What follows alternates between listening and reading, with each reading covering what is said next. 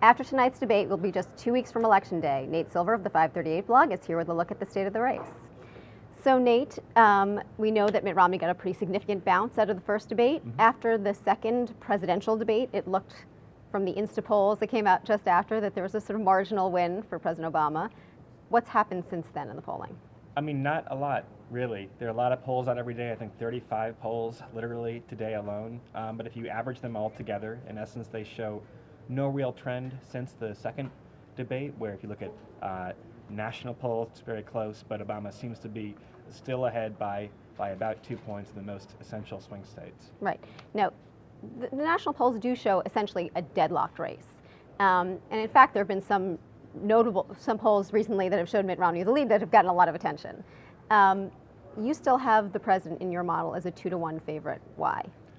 We are an electoral college-based model, and that's Right. how our elections are decided. So we're looking at, is Obama ahead in enough states to be over the 269 electoral vote threshold? And he is, based on his small leads in Ohio, in Wisconsin, Iowa, Nevada. Those 4 states, Romney has to win either Ohio or Wisconsin or both the Iowa-Nevada combo. It's very doable, but he's behind right now, and so he's kind of the equivalent of 2 points down in the electoral college race right now. And a 2-point lead at this stage of the race 2 weeks ago is not totally solid by any means, but it does give you the advantage.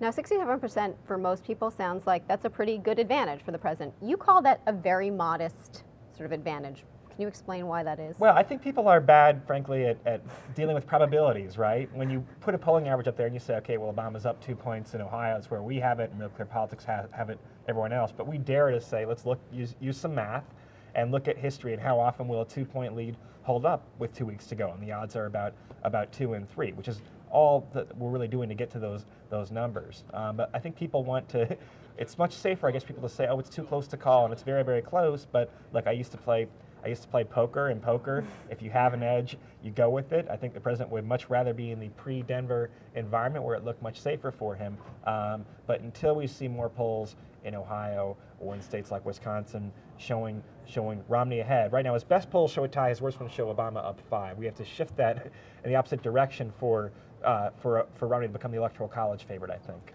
Let's talk about Ohio for 1 second. Rob Reiner joked the other night that the candidates are not actually running for president of the United States, they're running for president of Ohio. But actually, looking at your forecast model, that's not too far off. Yeah, so we ran a calculation that says, where will the decisive electoral vote be? And the chances are about 50-50 right now that just in one state, Ohio, some man or woman will cast a decisive vote that'll decide the next president. So these campaigns can't totally abandon the other states. There's still other scenarios that potentially come into play. But look, if you win Ohio, if Obama wins Ohio, then it looks like he'll probably bring Iowa, Nevada along with him. If Romney wins it, Obama also has a very difficult map. He then have to win states like Colorado and Virginia, where he's probably at best tied right now. Thanks, Nate.